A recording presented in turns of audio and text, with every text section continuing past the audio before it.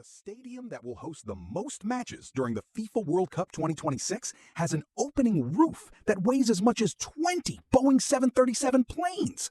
During construction in 2006, the engineering team had to build a 1,500-ton roof that could be opened and closed as needed on a structure with no walls or pillars.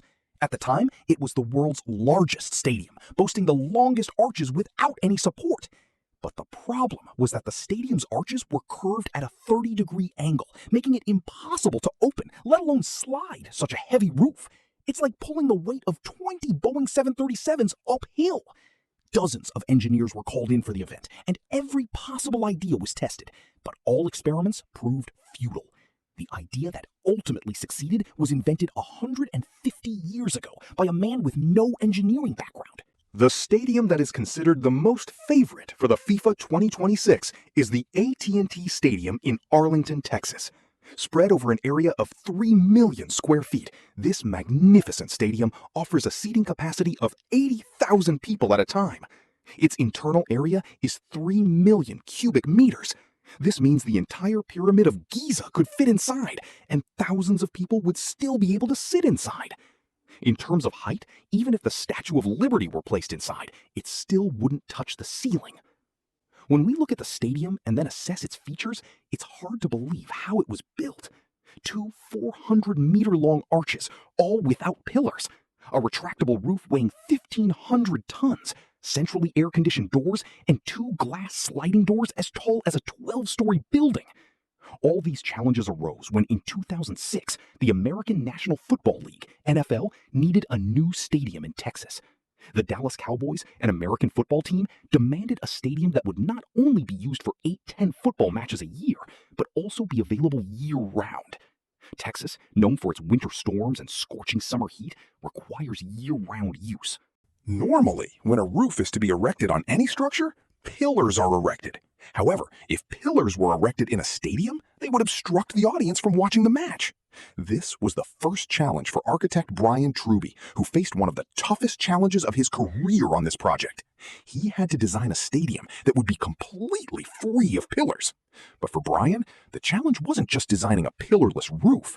Not only would the roof have a retractable roof weighing 1,500 tons, but it would also house the world's heaviest LED screen, which alone was calculated to weigh 600,000 kilograms. This would mean a total weight of 2,100 tons. The solution was hidden in a structure long forgotten today. In 1875, engineers were laying a railway line in Portugal, but their work was halted at the banks of the Douro River. This 170-meter-wide river is up to 20 meters deep, and the water flow was very strong at the time. This meant that pillars could not be installed to build a bridge. To solve this problem, French engineer Gustave Eiffel was called in.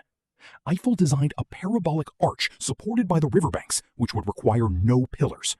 Of course, such a large arch seemed impossible at the time, but Eiffel proved everyone wrong.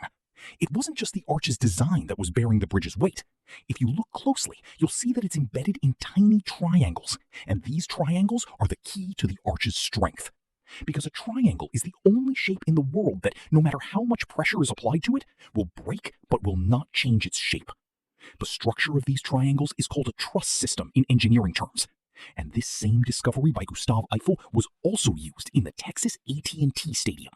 But on a much larger scale, 2 1,400-foot-long arches, 14 feet thick and 35 feet deep, were placed on 4 concrete abutments, spaced 400 meters apart.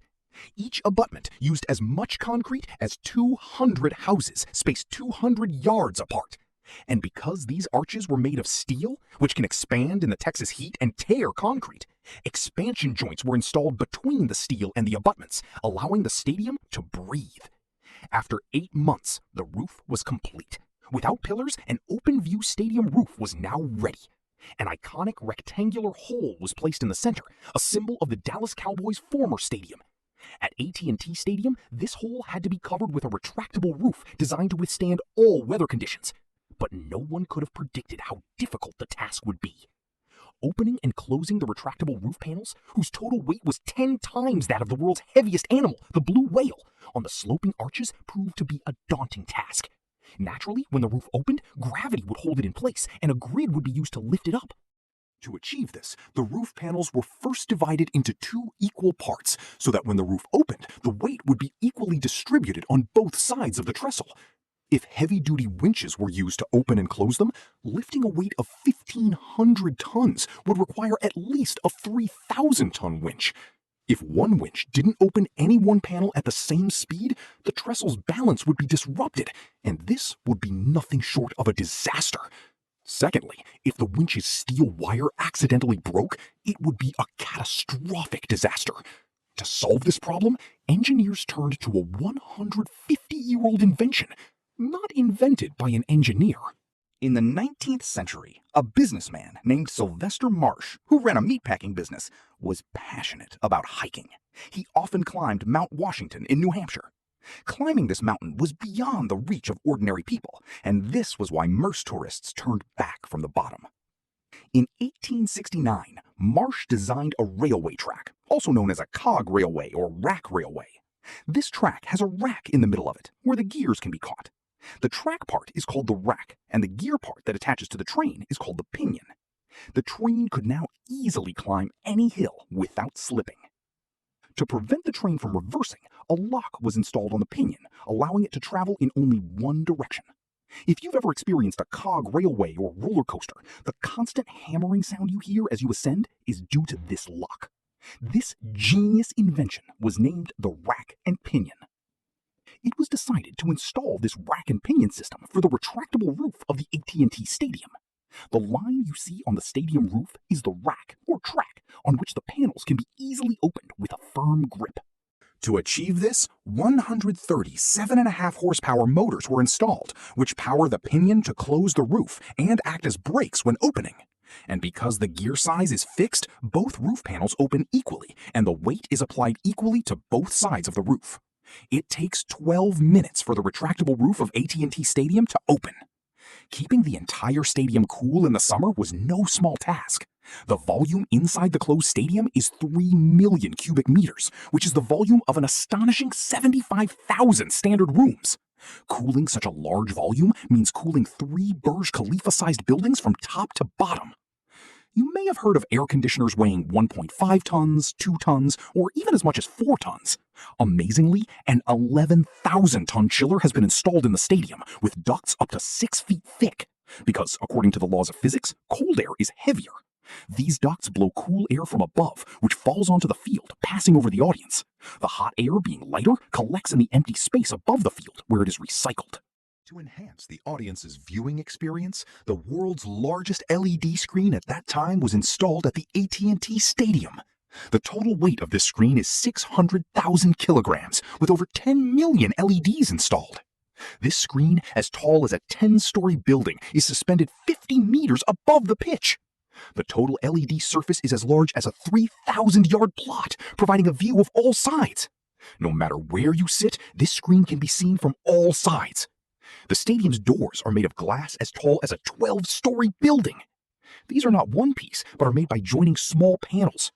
Each panel weighs approximately 86,000 kilograms. These insulated glass doors also open and close using the same rack and pinion. It takes approximately 18 minutes for these massive doors to fully open or close. Now, let's get to the main point, where the game will be played. Turf was installed over concrete at AT&T, so that not only football but other games can also be played there after removing the turf. But now, stadium management faces a new challenge for the FIFA. According to FIFA rules, soccer matches will only be played on real grass, not artificial turf. The Dallas Cowboys have set aside a $300 million budget for this purpose, and to meet the FIFA requirement. But the question is, how will real grass be grown on concrete floors? The stadium's roof doesn't open completely to allow equal sunlight to reach all the grass. To do this, stadium management has raised the field by 6 inches. A special drainage system has been installed underneath to drain water from the grass, and artificial UV lights have been installed to retain sunlight. Stadium management plans to grow real grass on a farm in Colorado, not inside the stadium, and then bring it in refrigerator trucks and install it closer to the match. Additionally, there are plans to increase the stadium's original seating capacity from 80,000 to 94,000. A total of 9 matches will be played at AT&T Stadium for the FIFA World Cup. The first will be played on June 14th, followed by the World Cup semifinal on July 14th. After that, the real grass will be removed and turf will be laid again. We hope you'll like and share this video from Silent Cypher. Thank you so much for your loving comments. See you in the next great video.